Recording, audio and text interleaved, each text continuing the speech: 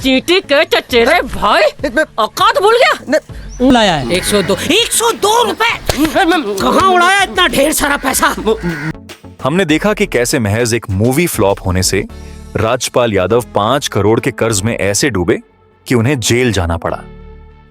हमने देखा कि कैसे एक गलत जिद इंसान को अर्श से फर्श पर ला सकती है।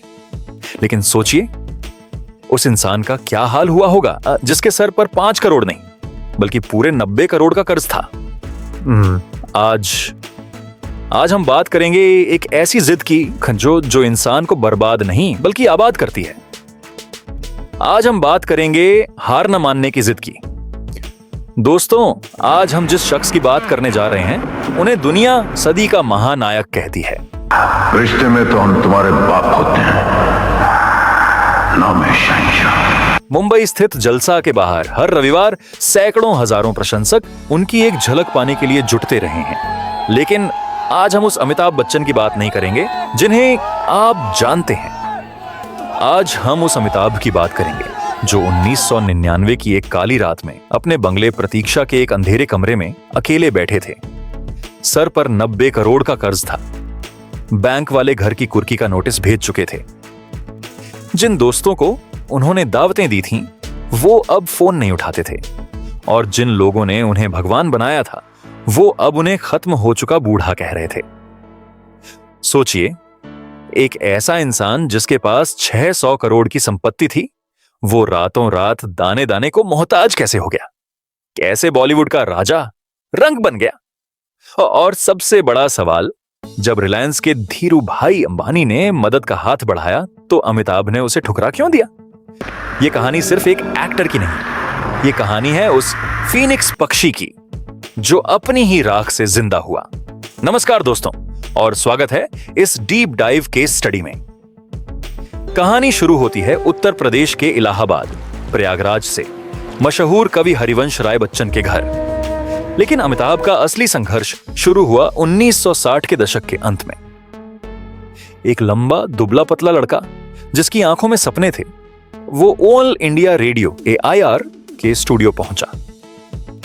वो न्यूज एंकर बनना चाहता था, लेकिन इंटरव्यू लेने वालों ने उसे यह कहकर बाहर निकाल दिया कि तुम्हारी आवाज बहुत भारी है, यह रेडियो के लिए सही नहीं है। जी हां दोस्तों, वही आवाज जिसे आज दुनिया वॉइस ऑफ इंडिया कहती है, उसे कभी रिजेक्ट कर दिया गया था।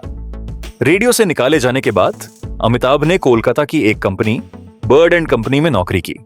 400 से 500 रुपए की तनख्वाह थी, अच्छी खासी लाइफ थी। लेकिन सीने में जो आग थी वो उन्हें चैन से बैठने नहीं दे रही थी। 1969 में वो नौकरी छोड़कर सपनों के शहर मुंबई आ गए। लेकिन मुंबई बाहें फैलाकर किसी का इंतजार नहीं करती। यहां उन्हें कदम कदम पर अपमान सहना पड़ा। डायरेक्टर्स उन्हें देखते ही रिजेक्ट कर देते थे। वजह, उनका कद, वो इतने लंबे थे कि उस जमाने की हीरोइनों के साथ मिसमैच लगते थे। लोग कहते थे, अरे ये तो ऊंट जैसा दिखता है, इसके पैर देखो, ये डांस कैसे करेगा। उन्हें पहली फिल्म मिली 7 हिंदुस्तानी। फिल्म फ्लॉप रही। इसके बाद रेशमा और शेरा, परवाना, बॉम्बे टू गोवा, एक के बाद एक लगातार 12 फिल्में फ्लॉप हुईं। इंडस्ट्री में उन्हें मनहूस और फेल्ड न्यूकमर कहा जाने लगा। प्रोड्यूसर्स उन्हें देखते ही रास्ता बदल लेते थे। नौबत यहां तक आ गई थी कि अमिताभ के पास रहने के लिए घर नहीं था। कई रातें उन्होंने मरीन ड्राइव की बेंच पर सोकर बिताईं। महमूद साहब ने तरस खाकर उन्हें अपने घर में जगह दी। यह वो वक्त था जब अमिताभ अपना सामान पैक कर चुके थे। वो वापस इलाहाबाद जाने की तैयारी कर रहे थे। उन्हें लगा कि सिनेमा मेरे लिए नहीं बना है, लेकिन तकदीर को कुछ और ही मंजूर था। उस दौर में बॉलीवुड पर रोमांस का राज था। राजेश खन्ना सुपरस्टार थे, हर फिल्म में हीरो प्यार करता था, गाने गाता था। लेकिन सलीम जावेद नाम के 2 राइटर एक ऐसी कहानी लेकर घूम रहे थे जिसे कोई भी बड़ा हीरो करने को तैयार नहीं था। फिल्म का नाम था जंजीर। देव आनंद ने मना कर दिया, राजकुमार ने मना कर दिया, यह कहकर कि हीरो के बालों में तेल की महक अच्छी नहीं है। धर्मेंद्र ने मना कर दिया। तब प्राण साहब ने प्रकाश मेहरा को उस लंबे फ्लॉप हीरो का नाम सुझाया। प्रकाश मेहरा ने रिस्क लिया और फिर 1973 में सिल्वर स्क्रीन पर एक ऐसा हीरो आया जो रोता नहीं था, जो गिड़गिड़ाता नहीं था, जो सिस्टम से लड़ता था। जब अमिताभ ने पुलिस की वर्दी में वो डायलॉग बोला, अब मुलाकात हो गई। जब तक बैठने को न कहा जाए शराफत से खड़े रहो। ये पुलिस स्टेशन है, तुम्हारे बाप का घर नहीं।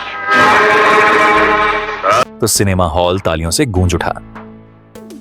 जंजीर ने न सिर्फ अमिताभ की किस्मत बदली है, बल्कि हिंदी सिनेमा का पूरा रुख बदल दिया। अब रोमांस का दौर खत्म हुआ और एंग्री यंग मैन का दौर शुरू हुआ। इसके बाद जो हुआ वो इतिहास है। दीवार, शोले, त्रिशूल, डॉन, मुकद्दर का सिकंदर। ले जाता है, हाँ निकाल। अगर किसी ने हिलने की कोशिश की तो भून के रख दूंगा। गब्बर सिंह, अपने आदमियों से कह दो कि अपनी बंदूकें फेंक दें। लाखों का नुकसान हो सकता है, तुम बर्बाद हो सकते हो। किस कमबख्त को परवाह है बर्बादी की? मैं शहर में क्या लेकर आया था?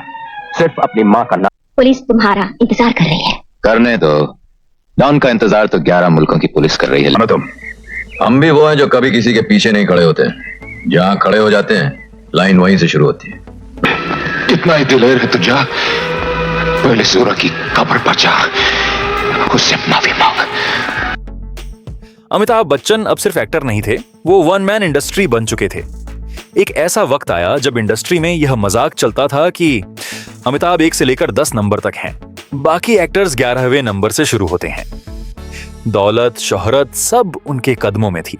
लेकिन कहते हैं ना, वक्त सबसे बड़ा खिलाड़ी होता है। वो आपको अर्श पर बिठाता है तो फर्श पर गिराने की ताकत भी रखता है। 26 जुलाई 1982, बैंगलोर यूनिवर्सिटी कैंपस। फिल्म कुल्ली की शूटिंग चल रही थी। एक फाइट सीन में पुनीत इस्सर को अमिताभ के पेट में एक मॉक पंच, नकली घूंसा मारना था और अमिताभ को टेबल पर गिरना था। कैमरा रोल हुआ, एक्शन। लेकिन अमिताभ ने जंप मिस टाइम कर दिया और टेबल का एक नुकीला कोना सीधे उनके पेट में लगा। शुरुआत में सबको लगा कि मामूली चोट है, लेकिन अंदर ही अंदर ब्लीडिंग शुरू हो चुकी थी। हालत बिगड़ती गई। उनकी तिल्ली, स्प्लीन फट चुकी थी। आंतों में इन्फेक्शन, सेप्टिकीमिया फैल गया था। उन्हें तुरंत मुंबई के ब्रीच कैंडी अस्पताल शिफ्ट किया गया। कुछ ही दिनों में वो कोमा जैसी हालत में चले गए। एक पल ऐसा आया जब डॉक्टरों ने उन्हें क्लिनिकली डेड घोषित कर दिया था। न पल्स थी, न बीपी। पूरा देश थम गया। मंदिरों में हवन होने लगे, मस्जिदों में दुआएं मांगी जाने लगीं। लोग नंगे पैर तीर्थ यात्राओं पर निकल पड़े, उनके लिए उपवास रखने लगे। इंदिरा गांधी खुद अस्पताल पहुंची और देश के इस महानायक को उस हालत में देखकर रो पड़ी। उसे मेरा बेटा कहा। लेकिन कहते हैं दुआओं में बहुत असर होता है। करोड़ों लोगों की प्रार्थनाओं और डॉक्टरों की मेहनत ने उन्हें मौत के मुंह से वापस खींच लिया। वो वापस आए, एक हीरो की तरह। यही वजह है कि अमिताभ आज भी 2 अगस्त को अपना दूसरा जन्मदिन, सेकंड बर्थडे मनाते हैं। कुली रिलीज हुई और ब्लॉकबस्टर साबित हुई, लेकिन यह एक्सीडेंट शायद आने वाले एक और बड़े तूफान की चेतावनी था। एक ऐसा तूफान जो उनके शरीर को नहीं, उनकी आत्मा और उनकी साख को तोड़ने वाला था। कुली के बाद अमिताभ ने राजनीति में भी कदम रखा, लेकिन वहां उनका मन नहीं लगा और वो वापस फिल्मों में आए। 1990 आते आते अमिताभ की फिल्में फ्लॉप होने लगी थी। जादूगर, तूफान, मैं आजाद हूं बॉक्स ऑफिस पर औंधे मुंह गिरी। उम्र का असर दिखने लगा था। अमिताभ ने एक फैसला लिया, मैं 5 साल के लिए एक्टिंग छोड़ रहा हूं। यह उनकी जिंदगी की पहली बड़ी गलती थी, लेकिन उससे भी बड़ी गलती अभी होनी बाकी थी। साल 1996। अमिताभ ने सोचा कि वो अब सिर्फ एक्टर नहीं रहेंगे, वो बिजनेसमैन बनेंगे। उन्होंने एक कंपनी शुरू की, ABCL, Amitabh Bachchan corporation limited. सपना बहुत बड़ा था। वो हॉलीवुड की तरह बॉलीवुड को एक कॉरपोरेट स्ट्रक्चर देना चाहते थे। Film production, distribution, event management, सब कुछ एक छत के नीचे। शेयर मार्केट में कंपनी लिस्ट हुई। पहले ही दिन शेयर के भाव आसमान छू गए, क्योंकि उस पर बच्चन का ठप्पा लगा था। लेकिन दोस्तों, एक बेहतरीन आर्टिस्ट, एक बेहतरीन बिजनेसमैन भी हो, यह जरूरी नहीं। ABCL ने पानी की तरह पैसा बहाया, गलत फिल्मों में पैसा लगाया, ओवर हायरिंग की। जिन्हें बिजनेस की समझ नहीं थी, उन्हें लाखों की सैलरी दी। और फिर आया वो आखिरी कील, 1996 का मिस वर्ल्ड पेजेंट। बैंगलोर में आयोजित इस इवेंट को ABCL ने मैनेज किया। उम्मीद थी कि इससे करोड़ों रुपए का मुनाफा होगा, लेकिन विवाद, विरोध प्रदर्शन और खराब मैनेजमेंट के चलते यह इवेंट एक आर्थिक आपदा, फाइनेंशियल डिजास्टर बन गया। 1999 आते आते BCL दिवालिया हो गई। अमिताभ बच्चन पर 90 करोड़ रुपए का कर्ज चढ़ गया, वो भी उस जमाने में जब यह रकम आज के 500 से 600 करोड़ के बराबर थी। 55 से ज्यादा लीगल केसेस चल रहे थे। क्रेडिटर्स घर प्रतीक्षा के बाहर आते थे, अब्यूसिव और थ्रेटनिंग बातें करते थे। कनारा बैंक ने घर अटैच करने का नोटिस भेजा। यह वो दौर था जब अमिताभ का असली इम्तिहान शुरू हुआ। लेनदार, क्रेडिटर्स उनके घर प्रतीक्षा के बाहर खड़े होकर गालियां देते थे, उन्हें धमकियां मिलती थीं। कोर्ट ने उनके घर और दफ्तर को कुर्क अटैच करने का आदेश दे दिया। कैनरा बैंक ने उनके खिलाफ नोटिस जारी किया। सोचिए उस मंजर को, वो इंसान जिसे कल तक लोग भगवान की तरह पूजते थे, आज वो अपनी इज्जत बचाने के लिए वकीलों के चक्कर काट रहा था। उनके पास अपने स्टाफ को सैलरी देने के पैसे नहीं थे। उनके बेटे अभिषेक बच्चन की पढ़ाई बीच में रुक गई। मीडिया में हेडलाइंस छप रही थीं, the fall of a legend, big B is broke. Amitabh पूरी तरह टूट चुके थे। रातों को नींद नहीं आती थी, वो डिप्रेशन के बहुत करीब थे। जब यह खबर फैली कि अमिताभ बर्बाद हो गए हैं, तो मदद की पेशकश भी आई। भारत के सबसे अमीर उद्योगपति धीरूभाई अंबानी ने अपने छोटे बेटे अनिल अंबानी, जो अमिताभ के अच्छे दोस्त थे, से कहा, अमिताभ का बुरा वक्त चल रहा है, उसे कहो कि घबराए नहीं, मैं मदद करूंगा। धीरूभाई एक ही झटके में अमिताभ का सारा कर्ज उतार सकते थे। अमिताभ के लिए यह सबसे आसान रास्ता था, बस एक हां और सारी मुसीबतें खत्म। लेकिन दोस्तों, यहीं पर एक इंसान का चरित्र सामने आता है। अमिताभ ने वो पैसे लेने से मना कर दिया। उन्होंने कहा, यह मुसीबत मैंने खुद मोल ली है, यह गलती मेरी है और इसे मैं ही सुधारूंगा। अगर मैंने आज खैरात ले ली तो मैं अपनी नजरों में गिर जाऊंगा। यह एक बहुत बड़ा रिस्क था। अगर वो फेल होते तो शायद जेल जाना पड़ता। लेकिन उन्होंने आसान रास्ते के बजाय संघर्ष और सम्मान का रास्ता चुना। तारीख थी वर्ष 2000 की एक सुबह। अमिताभ बच्चन ने अपना अहंकार, अपना स्टारडम, अपना एंग्री यंग मैन वाला इमेज सब कुछ घर पर छोड़ा और पैदल निकल पड़े। वो यश चोपड़े के घर पहुंचे। उन्होंने यश जी से कहा, यश जी, मेरे पास काम नहीं है, मुझे काम की सख्त जरूरत है, मैं दिवालिया हो चुका हूं, प्लीज मुझे कोई रोल दीजिए। सोचिए, सदी का महानायक काम मांग रहा था। यश चोपड़ा ने उनकी आंखों में वो भूख देखी और उन्हें फिल्म मोहब्बतें में साइन किया। एक सख्त बूढ़े प्रिंसिपल का रोल। यह हीरो का रोल नहीं था, लेकिन अमिताभ के लिए यह जीवन दान था। उसी समय स्टार प्लस उनके पास एक प्रस्ताव लेकर आया, एक गेम शो होस्ट करने का, कौन बनेगा करोड़पति। उस समय बड़े film stars TV, small screen पर काम करना अपनी तौहीन समझते थे। दोस्तों ने अमिताभ को मना किया, अमित, तुम पागल हो गए हो, टीवी पर जाओगे तो रासहा स्टारडम भी खत्म हो जाएगा, लोग कहेंगे अमिताभ खत्म हो गया। लेकिन अमिताभ के पास खोने के लिए कुछ नहीं था। उन्होंने अपनी अंतरात्मा की सुनी और हां कर दी।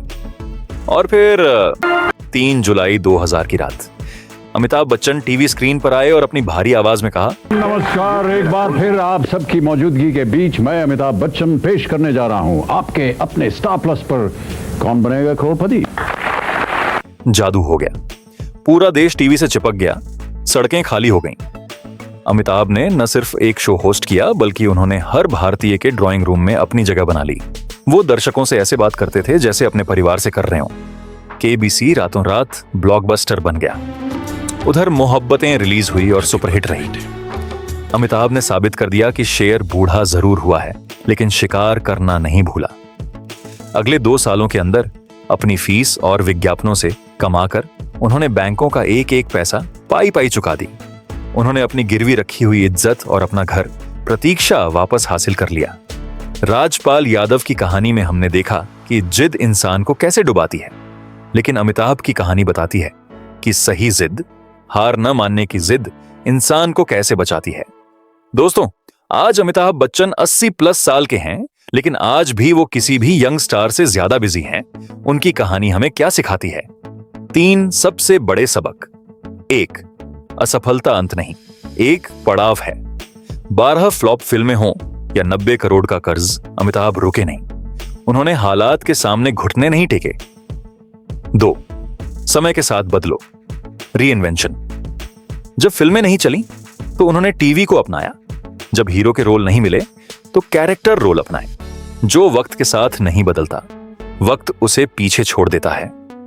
3, अहंकार को मारना, किल योर ईगो। अगर उस दिन अमिताभ अपने ईगो को लेकर बैठे रहते और काम मांगने नहीं जाते तो आज वो इतिहास के पन्नों में खो गए होते। वहीं राजपाल यादव ने समय रहते अपनी गलती नहीं मानी, कोर्ट को गुमराह करने की कोशिश की और अपने ईगो व झूठी शान के चक्कर में समझौता करने के बजाय वो रास्ता चुना जो उन्हें सीधा जेल ले गया। राजपाल ने आसान रास्ता चुना और दूसरों के पैसों पर निर्भर रहे, जिसका नतीजा यह हुआ कि वो कोर्ट कचहरी के चक्करों में फंसे और जेल तक पहुंच गए। लेकिन अमिताभ ने सबसे कठिन रास्ता चुना, अपनी गलतियों की जिम्मेदारी ली, दिन रात काम किया और पाई पाई खुद चुकाई। यही वो एक फैसला था जिसने अमिताभ बच्चन को सिर्फ एक सुपरस्टार से एक लीजेंड बना दिया। आज जब हम अमिताभ को देखते हैं तो हमें उनकी सफलता दिखती है, लेकिन उस सफलता की नींव में वो काली रातें दबी हैं जब वो अकेले रोए थे। असली बाजीगर वो नहीं जो कभी गिरता नहीं, बल्कि वो है जो गिरने के बाद धूल झाड़ कर फिर खड़ा होता है और कहता है, नाम क्या है तुम्हारा? विजय दीनानाथ जॉन, पूरा नाम। तो दोस्तों, अगर आज आप अपनी जिंदगी में बुरे वक्त से गुजर रहे हैं तो याद रखिएगा, पिक्चर अब भी बाकी है मेरे दोस्त। बस राजपाल यादव की तरह हार मानकर शॉर्टकट मत चुनना, बल्कि अमिताभ बच्चन की तरह डटकर मेहनत करना। आपको अमिताभ बच्चन की जर्नी का कौन सा हिस्सा सबसे ज्यादा इंस्पायर करता है? कमेंट में जरूर बताएं। वीडियो अच्छा लगा हो तो लाइक और सब्सक्राइब करें। मिलते हैं अगली केस स्टडी में। जय हिंद।